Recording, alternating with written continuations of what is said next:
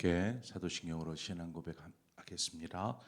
나는 전능하신 아버지 하나님 전지의 창조주를 믿습니다. 나는 그의 유일하신 아들 우리 주 예수 그리스도를 믿습니다.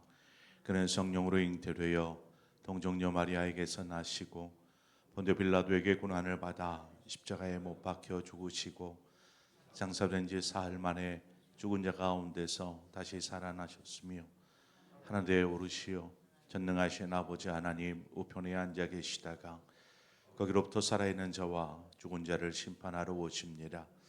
나는 성령을 믿으며 거룩한 공교회와 성도의 교제와 죄를 용서받는 것과 몸의 부활과 영생을 믿습니다. 아멘. 우리 함께 찬송가 455장 주님의 마음을 본받는 자, 이 시간 함께 찬송하도록 하겠습니다.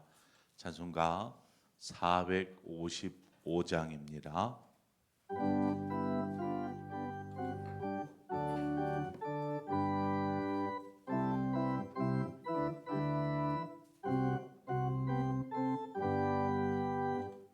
주님의 마음을 본받는 자, 그 마음의 평강이 찾아오니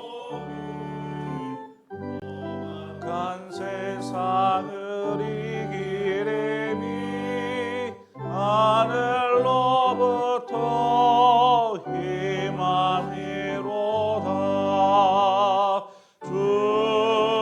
주님의 마음 본받아 살면서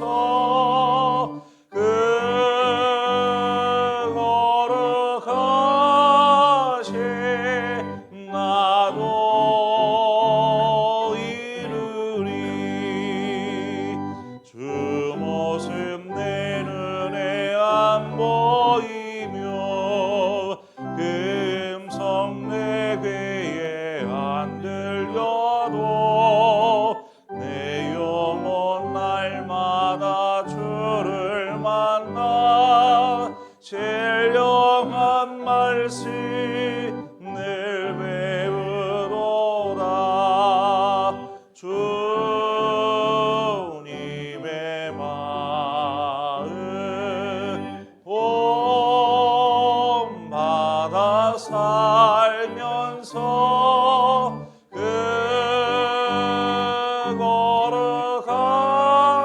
거룩하신 나도 이루리. 가는 길 거칠고 험하여도 내 맘에 불평이 없어짐을 십자가 고난을 이겨내신 주님의 마음 본받음이라. 주님의 마음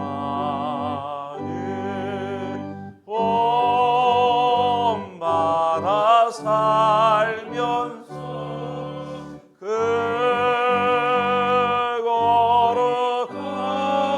거룩하신 나도 이루리. 주 예수 세상에 다시 오시 그날엔 무성도 변화하여 주님의 빛나는 그 영상을 다 함께 보며 주 찬양하리. 주님의 마음 본받아 살면서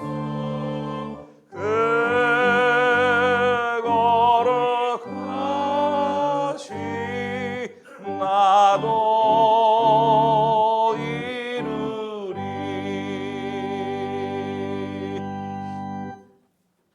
하나님 말씀 보겠습니다. 데살로니가전서 2장 7절에서 12절의 말씀입니다. 데살로니가전서 2장 7절에서 12절의 말씀 한 절씩 교독해서 보도록 하겠습니다. 우리는 그리스도의 사도로서 마땅히 권위를 주장할 수 있으나 도리어 너희 가운데서 유선한 자가 되어 유모가 자기 자녀를 기름과 같이 하였으니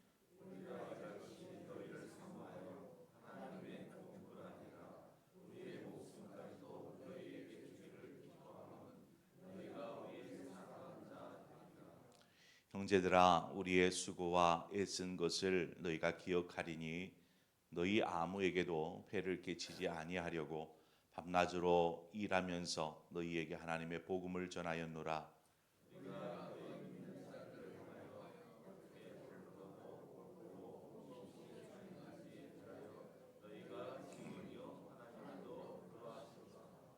너희도 아는 바와 같이 우리가 너희 각 사람에게 아버지가 자기 자녀에게 하듯 권면하고 위로하고 경계하노니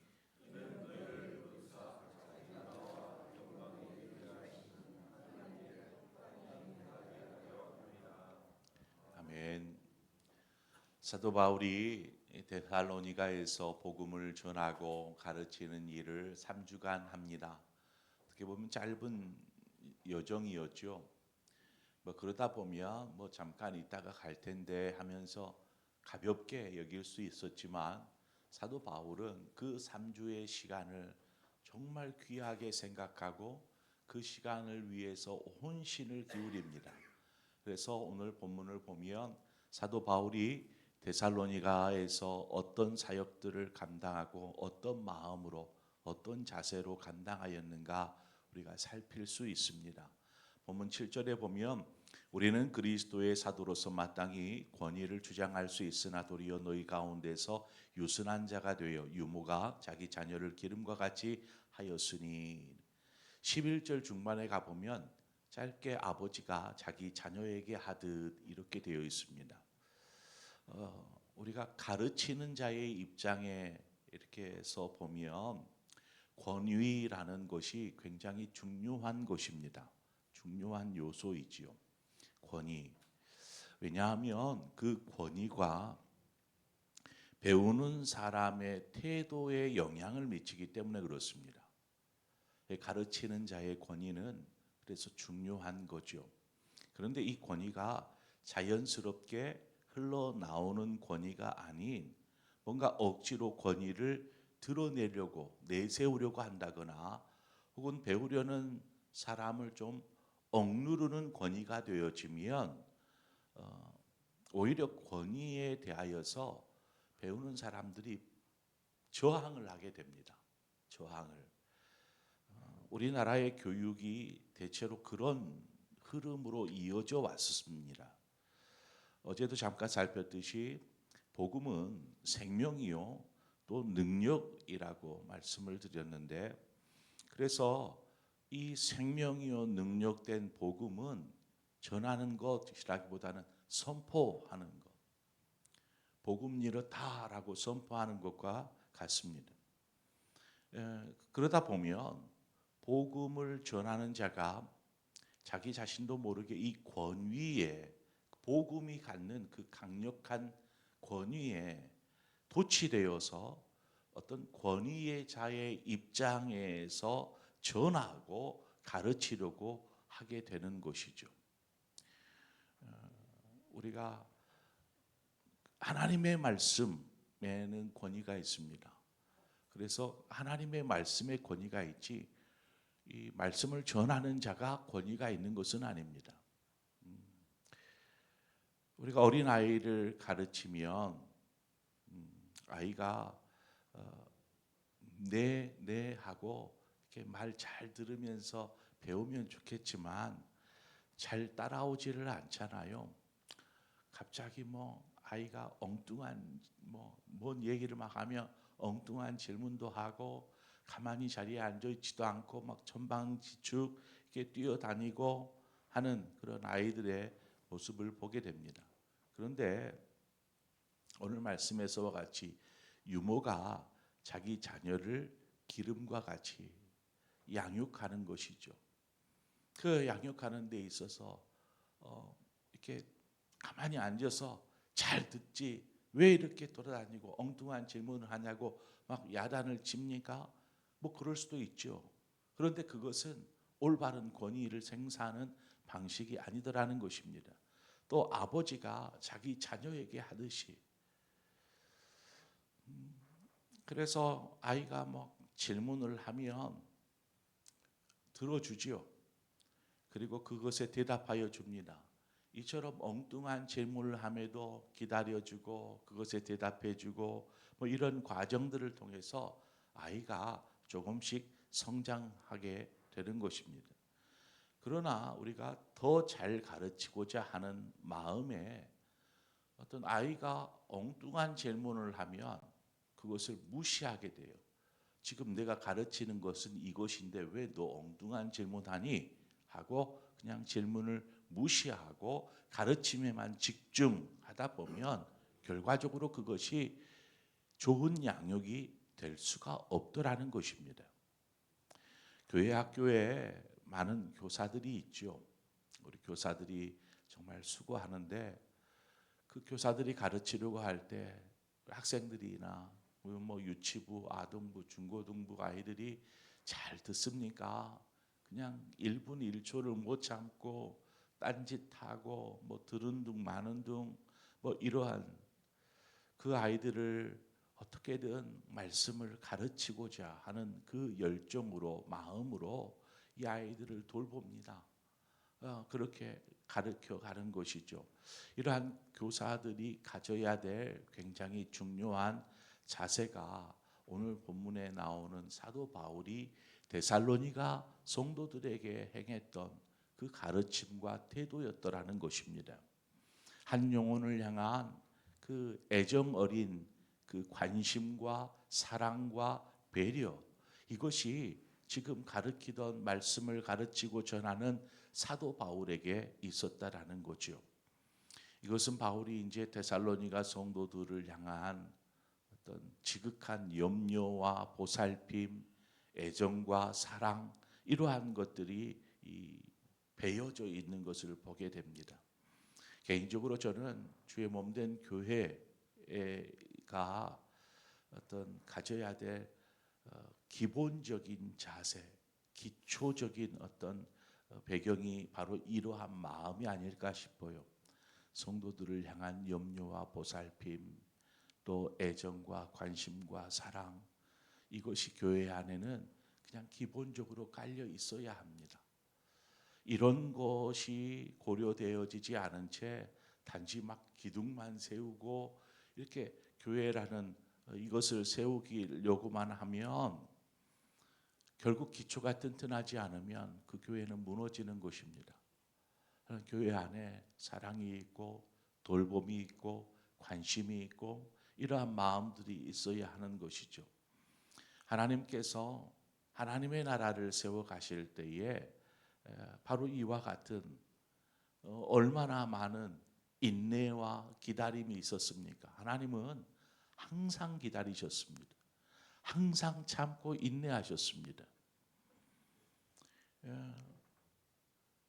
당장 하나님의 백성이 하나님이 원하지 않는 그러한 삶을 살거나 혹은 잘못된 길로 갈 때에도 하나님은 참고 기다리셨습니다.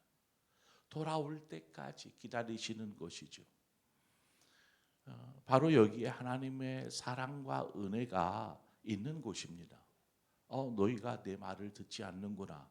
내가 원하지 않는 삶을 사는구나 하고 하나님께서 벌하지 않으시고 기다리셨다라는 것입니다. 그것은 하나님의 은혜와 사랑입니다. 9절에 보면 형제들아 우리의 수고와 애쓴 것을 너희가 기억하리니 너희 아무에게도 폐를 끼치지 아니하려고 밤낮으로 일하면서 너희에게 하나님의 복음을 전하였노라. 사도 바울이 이야기합니다. 사도 바울이 데살로니가에 있을 때에 본문에 보니까 수고와 애쓴 일이 있었습니다. 여기서 말하는 수고하였다라는 것은 땀을 흘리며 고된 노동을 하였다라는 것을 말합니다. 땀을 흘리며 고된 노동을 하였다. 애를 썼다라는 것은, 애쓴 것이라는 것은 매우 궁핍한 상태를 이야기합니다. 그러니까 사도 바울이 데살로니가에서 복음을 전하며 어떤 전도 사역을 감당할 때에 당장 먹고 입고 살아야 하는데 이러한 문제들이 있었더라는 것입니다. 그래서 사도 바울이 택한 방법이 자신의 생계를 유지하기 위해서 일을 한 것입니다.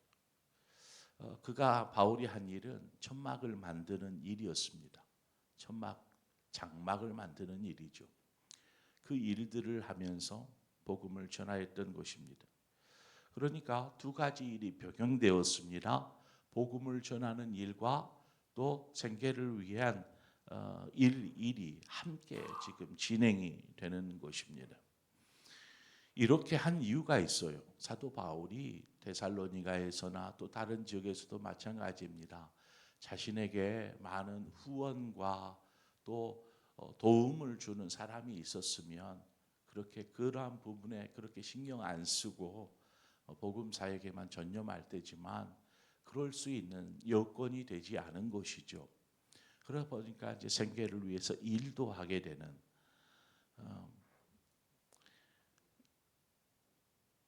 성도들에게 본문에 보니까 부담을 주지 않기 위해서 성도들에게 폐가 되지 않으려고 사도 바울이 이렇게 일을 하는 것을 보게 됩니다. 여러분 오늘날 목회자들 가운데 투잡하는 목회자들이 상당합니다. 투잡. 여러분 그거 어떻게 생각하세요? 투잡하는 목회자. 아니 어떻게 목회자가 죽기 살기로 이 목회에 매달려야지 투잡을 할 수 있어 라고 생각되어질지 모르겠지만 주로 이제 투잡을 하는 목회자들을 보면 주로 작은 교회 이런 교회의 목회자들입니다. 그래서 교회에서 나오는 사례를 가지고는 도저히 가정의 생계가 꾸려지지를 않는 것이죠. 그래서 하는 수 없이 다른 일을 하게 됩니다. 대리 기사를 하기도 하고 택배 운송 일을 하기도 하고 또 그 자동차 딜러처럼 이렇게 자동차를 판매하는 일도 하고 음향이나 전기 공사 일을 시공 일을 하기도 하고 지금 제가 예로 든 것은 제 친구 목회자들이 또 제 지인들이 실제로 하고 있는 일입니다. 이런 투잡 일을 하고 있으면서 목회를 같이 하는 것이죠. 여러분 어느 목회자가 이런 일을 두 가지를 같이 병행하며 또 하고 싶겠습니까? 두 가지를 병행하다 보면 목회에 집중하기가 쉽지가 않습니다. 그러니까 항상 제자리 걸음할 수밖에 없고 또 생계를 위해서 자식들을 위해서 가족을 위해서라면 또 일을 안 하지 않을 수도 없는 이러한 상태인 거죠. 부르심의 사명이 있어서 주의 일을 하지 않을 수는 없고 또 주의 일을 하려고 보니 어쩔 수 없이 이런 다른 일을 해야만 하는 그 안타까운 현실이 오늘 목회의 현장입니다. 자 그러면 사도 바울이 이 두 가지 일을 병행하다 보니까 복음 사역을 제대로 감당하지 못했느냐? 그렇지는 않습니다. 바울은 데살로니가 성도들에게 복음을 전하기 위해서 혼신을 기울입니다. 온 마음, 그 마음 속에는 그 데살로니가 성도들을 향한 그 영혼들을 향한 애정과 사랑의 마음이 사도 바울 안에 있었고 그것을 위해서라면 자신을 기꺼이 희생하는 것입니다. 희생하면서 저들에게 복음을 전하는 것이죠. 본문 10절에 보면 우리가 너희 믿는 자들을 향하여 어떻게 거룩하고 옳고 흠 없이 행하였는지에 대하여 너희가 증인이요 하나님도 그러하시도다 라고 말합니다. 거룩함은 하나님 앞에서 즉 하나님께 대하여 거룩함입니다. 오름이라는 것은 성도들 앞에서 옳게 행하는 것이죠. 흠이 없다, 무흠하다라는 것은 스스로 자기 자신에게 대하여서 하나님 앞에서나 사람 앞에서 흠이 없는 삶, 이러한 절제된 삶을 사도 바울이 데살로니가에서뿐만 아니라 그의 복음의 여정 속에서 계속해 옵니다. 거룩함을 위해서, 하나님 앞에서 거룩하기 위해서, 사람들 앞에 저 사람 왜 저래 라는 어떤 그러한 말이 아니라 늘 올바른 태도를 취하고 흠이 없는 삶을 살기 위해서 사도 바울이 애를 쓴 것을 보게 됩니다. 전체적으로 이렇게 내용들을, 오늘 본문의 내용을 보면 사도 바울이 뭔가 자신을 대변하는 것처럼 자신이 정말 애정과 사랑과 어떤 이런 자식이 자랑하는 것처럼 보일지도 모릅니다. 그러나 그 내용 안에는 사도 바울이 하나님의 성품을 본받는 그런 삶을 살고자 성도들, 그 데살로니가 교회의 성도들을 향하여서 또 하나님의 복음에 대한 그 사도 바울의 자세를 보면 하나님의 마음이 고스란히 드러납니다. 하나님께서 이스라엘 백성들을 향하여서 끝까지 참고 인내하시고 기다리시고 또 사랑과 은혜를 베풀어 주시는 그 마음이 사도 바울 안에서 그대로 드러나는 것이죠. 그러니까 본문의 내용은 사도 바울이 하나님을 성품을 본받는 그러한 자세로 목회의 현장에서 또 복음의 현장에서 수고하였더라는 것입니다. 그래서 12절 말미에 뭐라고 하냐면 하나님께 합당히 행하게 하려 함이라 말하고 있습니다. 이 말씀처럼 너희도 하나님께 합당히 행하라 라는 결론에 이르게 되는 것이죠. 내가 정말 하나님 앞에서 거룩하고 흠없는, 또 너희들 앞에서 그릇되지 않고 올바르게 하기 위해서 내가 이러이러한 마음으로 이렇게 행동하였다. 마지막은 무엇입니까? 너희도 하나님이 보시기에 합당히 행하라. 이런 권면인 것이죠. 우리는 무엇을 하든지 어디에 있든지 하나님의 성품을 본받는 자가 되어야 합니다. 그래서 그 성품을 가지고 살아가는 것이죠. 사람을 대할 때나 어떤 일들을 해결해 나아갈 때나 하나님의 성품으로 그 일들을 감당해 가는 것입니다. 우리가 작은 사소한 봉사나 헌신을 할 때에도 마찬가지입니다. 그저 내 힘으로 하는 것이 아니고 하나님의 성품을 가지고 감당하는 것이죠. 그때에 비로소 열매들이 맺어지는 것입니다. 그냥 무슨 기계에서 제품 하나 뽑아내듯이 척척척척 만들어내는 것이 아니라 살아있는 인격체 한 사람을 변화시켜 가기 위해서 하나님의 사람으로 훈련시키고 세워가기 위해서는 바로 이 하나님의 성품이 절실히 필요하더라는 것입니다. 이 요구되는 하나님의 성품을 저와 여러분이 잘 배우고 그 성품을 닮아서 정말 하나님이 기뻐하시는 하나님 나라의 일꾼, 교회의 일꾼으로 세워지는 저와 여러분의 삶이 되어지기를 축원합니다. 함께 기도하겠습니다. 하나님 아버지, 우리가 하나님을 본받고 하나님의 성품을 닮아가는 삶을 살아야 함을 우리가 잘 압니다.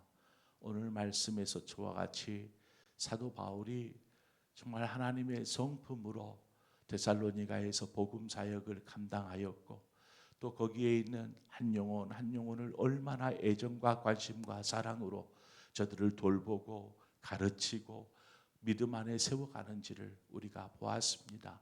이처럼 우리가 영혼을 향한 그런 정말 어미와 같은 마음, 또 아비와 같은 마음을 갖게 하여 주시옵소서. 바로 그 마음이 하나님의 마음이요 하나님의 성품인 줄 믿습니다. 그 마음과 성품을 가지고 신앙생활을 하되 이 성품이 그냥 당연히 자연스레 우리에게 주어지는 것이 아니요 성품을 닮아가기 위해서 우리 역시 무던히 힘쓰고 애쓰며 나아가게 하셔서 정말 성숙된 하나님의 자녀로서 주의 몸된 교회를 세우고 또 하나님의 나라를 세워가는 우리 모든 성도들 되게 하여 주시옵소서. 예수님의 이름으로 기도합니다.